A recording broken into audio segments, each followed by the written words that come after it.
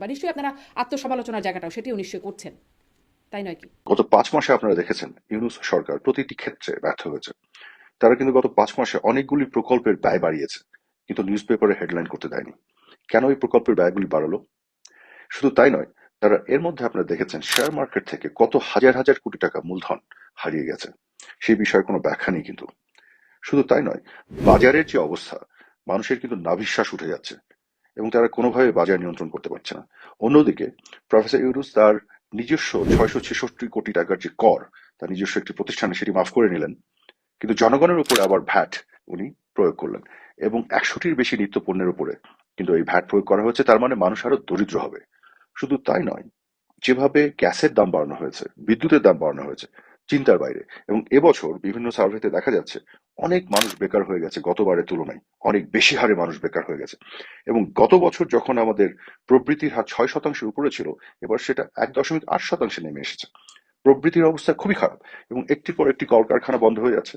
এবং যখন সেই কলকারখানার শ্রমিকরা যখন তাদের বেতনের দাবি করছে, তারা যখন তাদের কলকারখানা চালু করার জন্য দাবি করছে, তখন রাস্তায় তারা তাদেরকে গুলি করে হত্যা করা হচ্ছে। গত 5 মাসে সেই ঘটনা ঘটেছে। এখানে দেখা যাচ্ছে ম্যানুফ্যাকচারিং সেক্টর মাত্র 1.4% হারে বেড়েছে, অথচ গত বছর এটি 10% হারে বেড়েছিল। এবং দেখা যাচ্ছে যে সার্ভিস সেক্টর মাত্র 1.5% হারে এটা বৃদ্ধি পেয়েছে, প্রবৃদ্ধি ঘটেছে, অথচ গত বছর এটি 5.1% হারে প্রবৃদ্ধি হচ্ছিল। তো প্রতিটি ক্ষেত্রে এত বিশাল ব্যর্থতার ফলে ইউরোপ সরকার একটি কৌশল হাতে নিয়েছে। এবং এই যে গণতন্ত্রের ট্রানজিশনের ক্ষেত্রে নির্বাচন অনুষ্ঠান করা এবং সেটি করতে গিয়ে যে একটা রোড ম্যাপ দেওয়া, সেক্ষেত্রেও কিন্তু তারা ব্যর্থ। যে কারণে তারা এখন যেটি করছে, মানুষকে তারা জননিরাপত্তা দিতে পারছে না, আইন শৃঙ্খলা পরিস্থিতি কোনো উন্নতি করছে না, মানুষকে তারা বোকা বানানোর জন্য মানুষের অ্যাটেনশনটা তারা একটু ডাইভার্ট করার চেষ্টা করছে। কিভাবে? শেখ হাসিনা এবং তার পরিবারের সদস্যদের বিপক্ষে বিভিন্নভাবে ইউনূস তার নিজস্ব অ্যান্টি করাপশন কমিশন, যে দুদক, এটাকে অস্ত্র হিসেবে ব্যবহার করে বিভিন্ন ধরনের মিথ্যা ইনভেস্টিগেশনের নামে মিথ্যা অপপ্রচার করছে।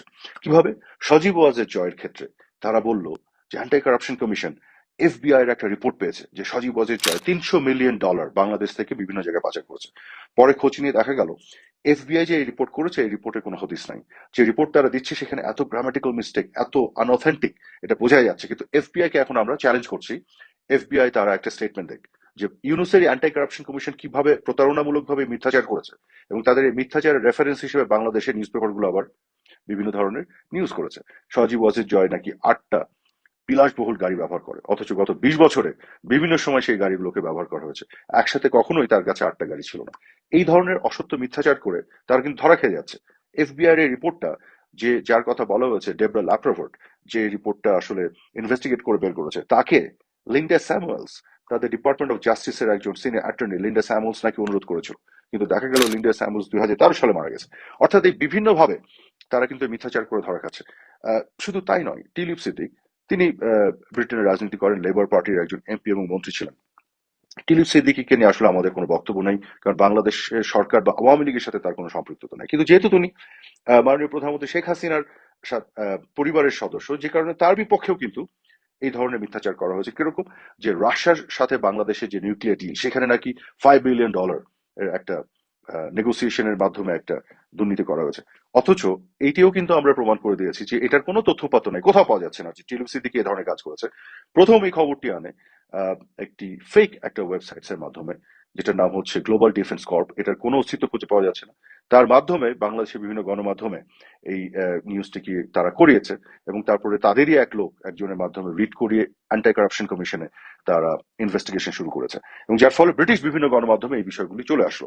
এখন মজার কথা হলো, ব্রিটিশ গণমাধ্যমে আপনি অনেকগুলি রিপোর্ট দেখেছেন টিলুপ সিদ্দিককে নিয়ে। আমি এত রিপোর্টের ডিটেলে যাবো না, আসলে এটা বেশিরভাগ মানুষ কিন্তু পড়েও দেখেনি।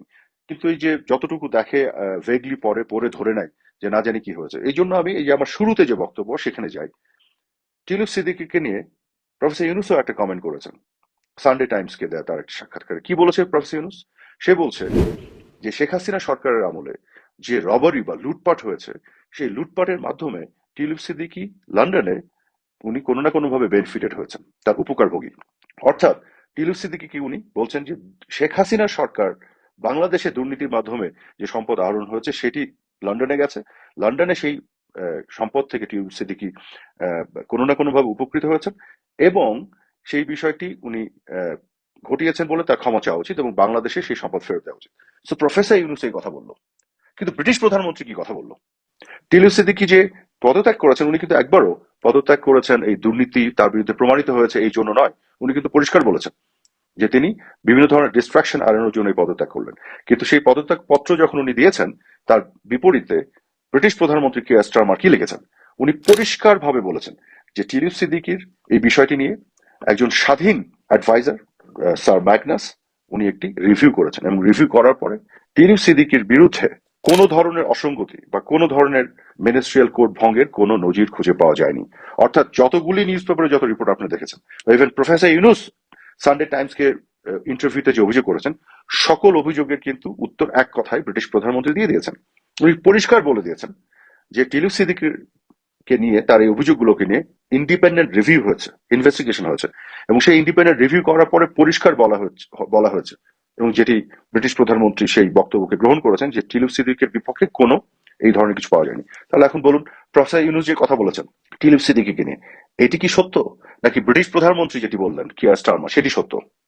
প্রফেসর ইউনূস তো পত্রপত্রিকায় বিভিন্ন অভিযোগের ভিত্তিতে কথা বলে দিলেন আন্দাজ করে, কিন্তু কিয়ার স্টারমার কিন্তু আন্দাজ করে কথা বলেনি। উনি একজন ইন্ডিপেন্ডেন্ট অ্যাডভাইজার স্যার ম্যাগনাস যে রিভিউ করেছেন, যে ইনভেস্টিগেট করেছেন টিলিপ সিদ্দিকীর বিপক্ষে এই অভিযোগগুলোকে নিয়ে, সেই রিভিউ এবং অভিযোগ, সেই ইনভেস্টিগেশনের ভিত্তিতে যে রিপোর্ট তার কাছে দেওয়া হয়েছে ব্রিটিশ প্রধানমন্ত্রীর কাছে, সেই রিপোর্টের ভিত্তিতে উনি বলেছেন টিলিপ সিদ্দিকীর বিপক্ষে কোনো ধরনের অভিযোগের, যত অভিযোগ হয়েছে তার কোনো প্রমাণ মেলেনি। তাহলে কি দাঁড়ালো? কাজে আমি কোন পত্রিকায় কি লিখেছে এইভাবে পুঙ্খানুপুঙ্খ বিশদ ব্যাখ্যা যাব না, সবকিছুর কনক্লুশন এক জায়গায় চলে এসেছে। সেটি হচ্ছে কিয়ার স্টারমারের এই যে চিঠি, সেই চিঠি কিন্তু একটা ডকুমেন্ট। সেই ডকুমেন্টে, অফিসিয়াল ডকুমেন্ট ব্রিটিশ প্রাইম মিনিস্টারের, সেই ডকুমেন্ট ক্লিয়ারলি বলছে যে টিলিপ সিদ্দিকীর বিপক্ষে কোনো ধরনের অসঙ্গতি পাওয়া যায়নি। কিসের ভিত্তিতে বললেন? ইন্ডিপেন্ডেন্ট অ্যাডভাইজার স্যার ম্যাগনাসের যে ইনভেস্টিগেশন রিভিউ তার রেজাল্টের ভিত্তিতে বললেন। সো এইখানে আপনাদেরকে আমি বলতে চাই যে প্রফেসর ইউনূস, তার সরকার বিভিন্ন পর্যায়ে এত ব্যর্থ হয়ে যাচ্ছেন, সেই ব্যর্থতার বিষয়গুলোকে আসলে মানুষের সামনে জবাব দিতে পারছেন না বলে সে তার এই যে ইন্ডিপেন্ডেন্ট অ্যান্টি কারাপশন কমিশন হওয়ার কথা, যেটি আসলে তার উপরে ডিপেন্ডেন্ট, অ্যান্টি কারাপশন কমিশনকে ব্যবহার করে একটার পর একটা এই ধরনের অ্যাটেনশন ডাইভার্ট করার জন্য শেখ হাসিনা এবং তার পরিবারের বিভিন্ন সদস্যদের বিরুদ্ধে এই ধরনের মিথ্যাচারগুলো করে যাচ্ছে ইনভেস্টিগেশনের নামে। এগুলো খুবই দুঃখজনক। এবং এই অ্যান্টি কারাপশন কমিশন শুধু না, ইভেন ইন্টারন্যাশনাল ক্রাইম ট্রাইব্যুনাল, সেটিকেও কিন্তু অস্ত্র হিসেবে ব্যবহার করা হচ্ছে আওয়ামী লীগ এবং আওয়ামী লীগের নেতাকর্মীদের বিপক্ষে কিভাবে তাদেরকে দমন প্রেরণ করা যায়। কাজে আপনাদের কাছে আমার অনুরোধ থাকবে, ইউনূস এবং তার সরকার যতই এভাবে অ্যাটেনশন ডাইভার্ট করার চেষ্টা করুক, আপনার সত্যের পক্ষে থাকবেন এবং সুবিবেচনা দিয়ে এই জিনিসগুলোকে বোঝার চেষ্টা করবেন এবং সত্যের পক্ষে দাঁড়াবেন। ধন্যবাদ।